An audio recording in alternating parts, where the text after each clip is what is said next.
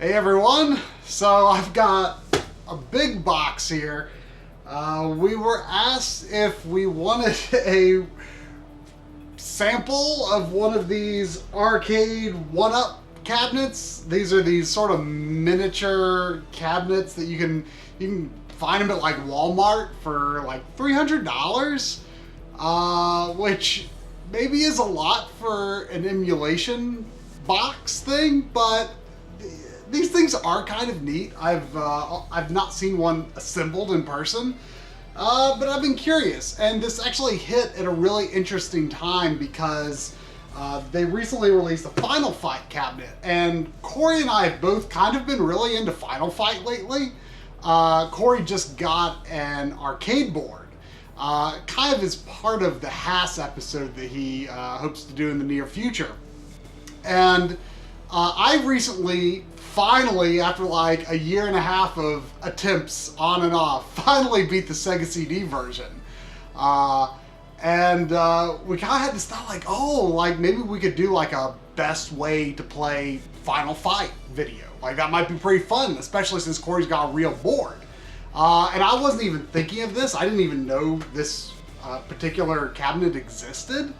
And when we were approached about a review sample, we were like, oh, Final Fight. Like that is actually kind of perfect because we were already thinking about doing an episode on Final Fight. So yeah, I don't really know what to expect from this, really. I think it'll be a fun thing.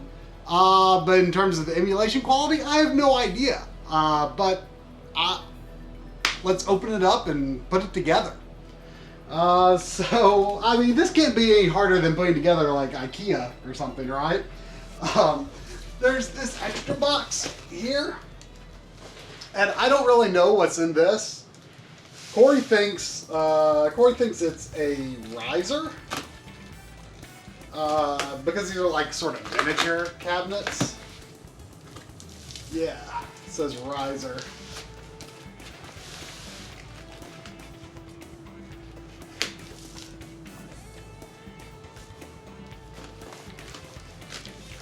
I just wanted to see what was in this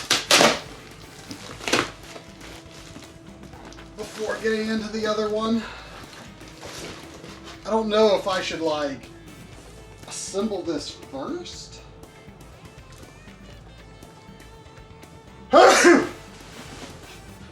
Yeah, I know, I sneezed, Sandy. Sneezing gets her worked up. It looks like it kind of nests inside it, so I think it's okay to assemble this second.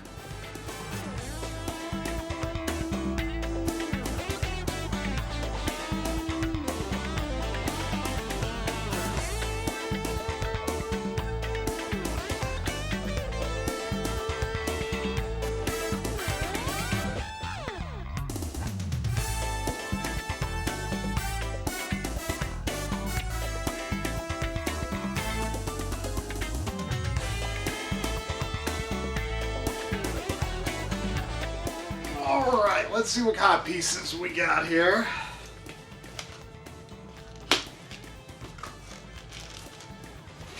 You know, it's definitely not the same as having a real arcade cabinet. I definitely do not consider this a real arcade cabinet. But it, you know, it's at least it's a nice substitute until such a day that I might get one. You know, I was not a big arcade kid growing up. I mean, there were a few games I really liked, Ninja Turtles and stuff, but I was always a you know, home console guy. So to be entirely honest, I am not particularly fond of joysticks and arcade style buttons and things like that. I'm always just like really bad with them. I know that there's some people who just like, that's second nature.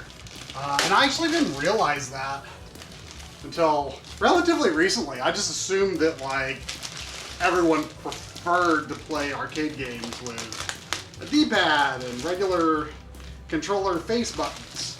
That was a bit of a surprise. I mean, I would never consider it a potentially superior input method.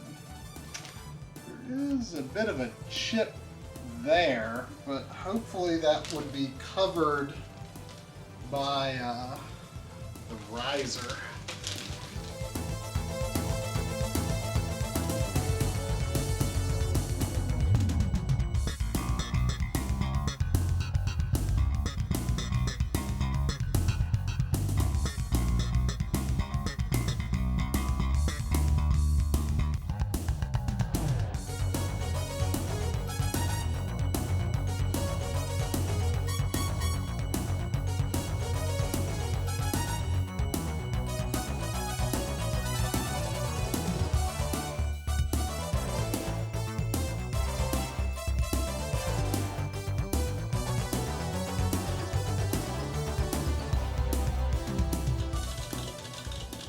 There's that clicky micro switch sound. I know people who are much bigger arcade aficionados than I am think is great. I don't, you know, I'm such a console peasant. I love arcade cabinets. I've just never become very accustomed to playing them. But aesthetically, I've always loved what they stand for, you know. Oh, I guess the speaker is on this part.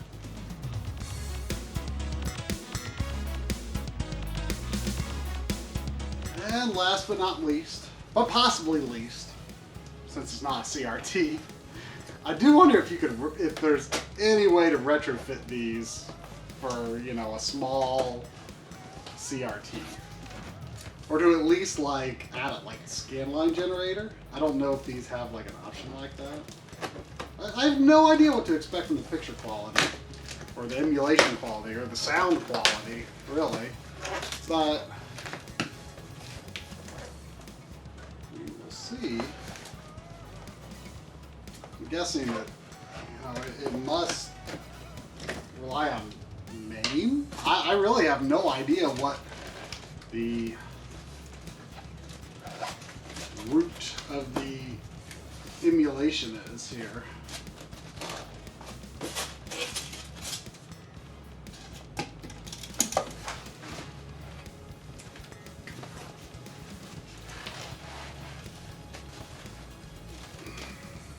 A few parts in here.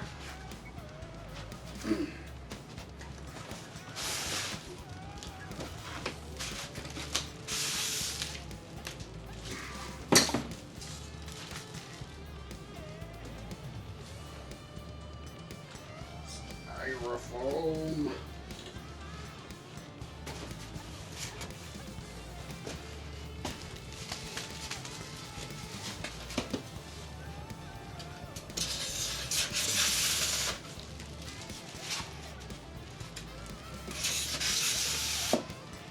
Alright.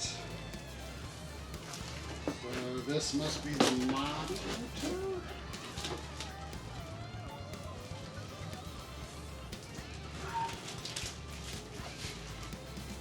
Huh. So the monitor comes pretty close to the surface of this, actually. I'll have to get a closer look. It's got a metal back and just like looks like an IDE cable. Obviously, this box here is the brain of it. And that's where the power goes.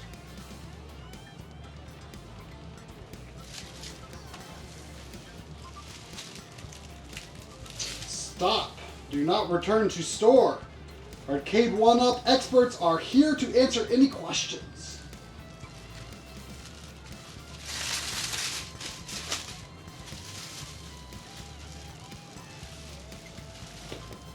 Film on this.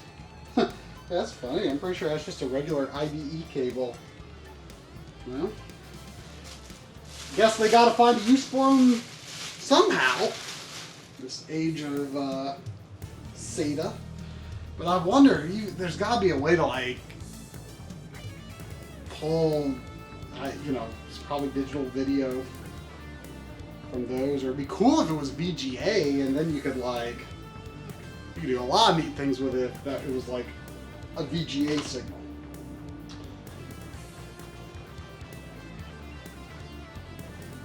Yeah, it'd be so cool if you could modify it somehow. But I am open-minded about the LCD experience.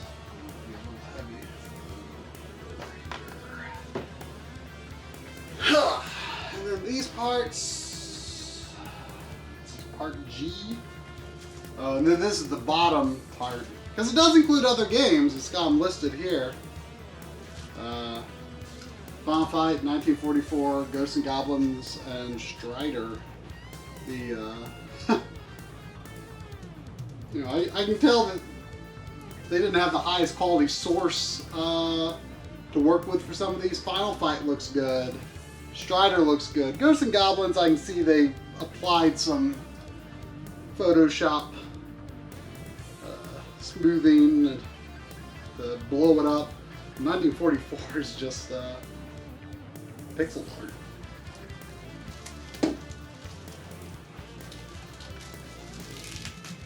Definitely most excited about Final Fight in here. I've not played the arcade version of Strider, but I did not like the Genesis one as much as I thought I would. I really thought I would. But I couldn't really enjoy it. Ghosts and Goblins, not too experienced with the original, but I do like the Super Nintendo one. That was the last game that I had on my backlog before I finished my backlog. Now I've got like 300 games unfinished again because I started a YouTube channel. And every game you look at in a store is like, oh, that's interesting. That could be a good video topic one day. Or I should have this because this game has this weird resolution thingamajig going on. And, you know, back in the day, I had a finished backlog. Well, back in the day, like 2008.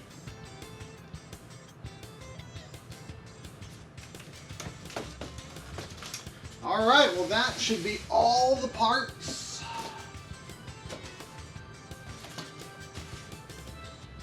So, scissors out of the way.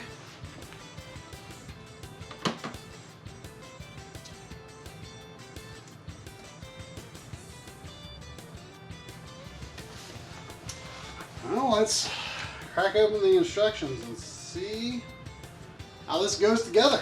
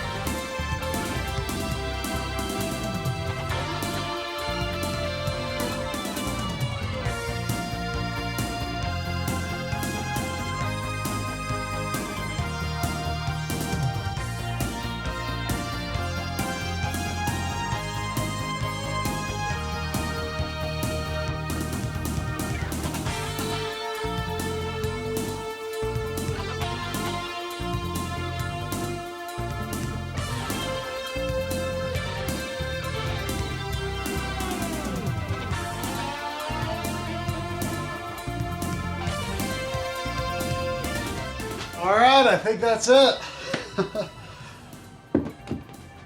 Overall, not too hard to put together. A few things that I struggled with a little bit. Really not sure what was up with how the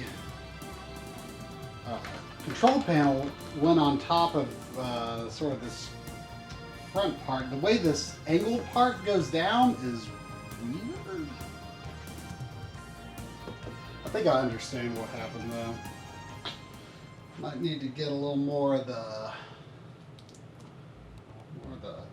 cover over the screen. A little more of that stuff out from under these screws.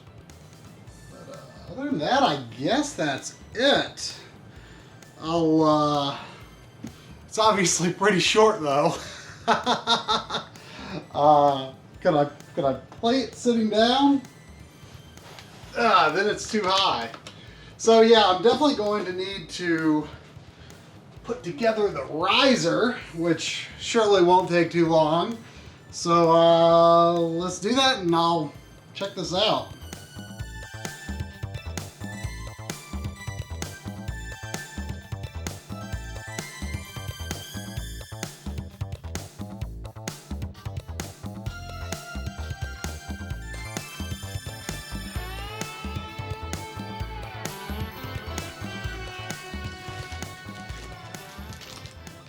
Found them. How many minutes did I waste looking for the instructions?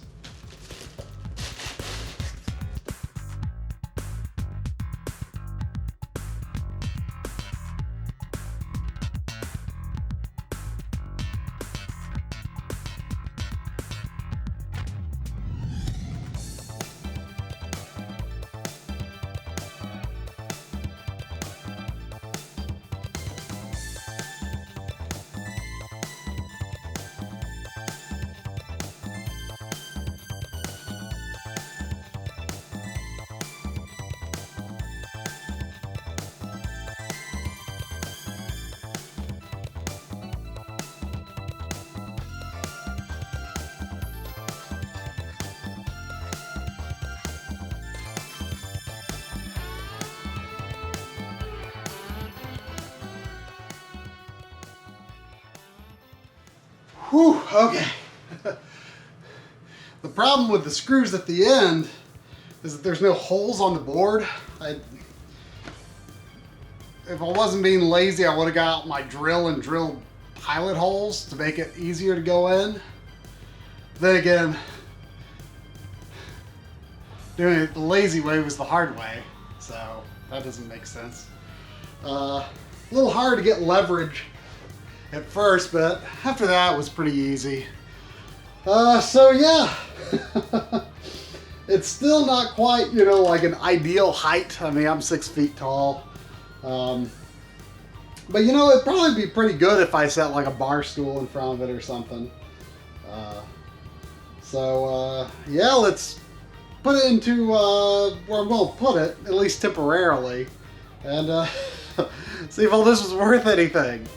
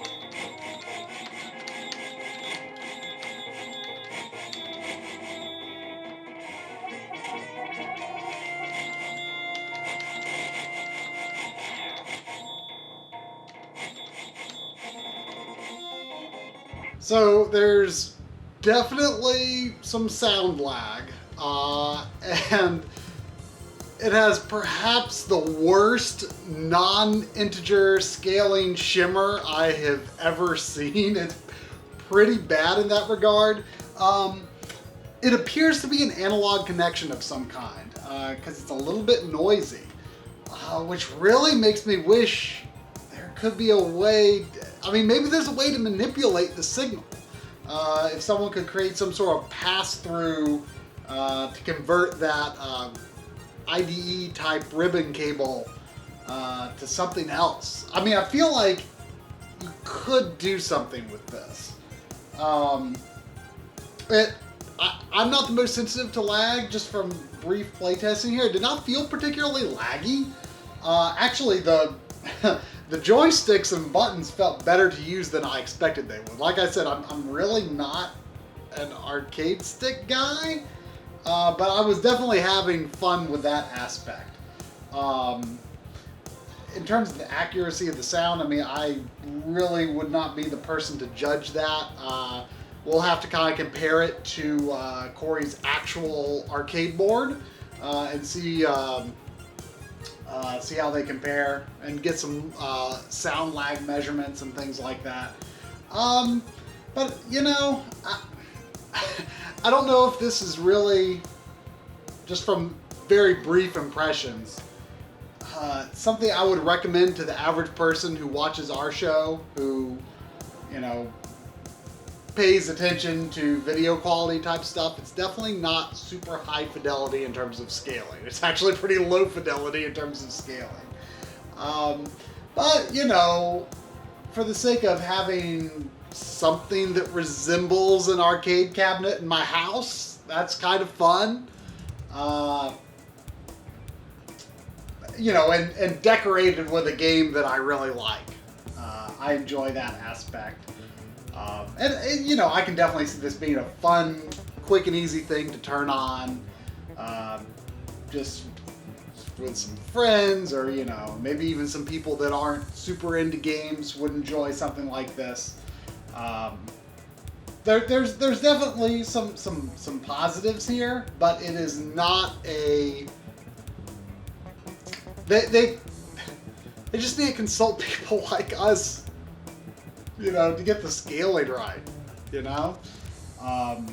But, I mean, outside of that, it's from a gameplay perspective, it does not seem bad.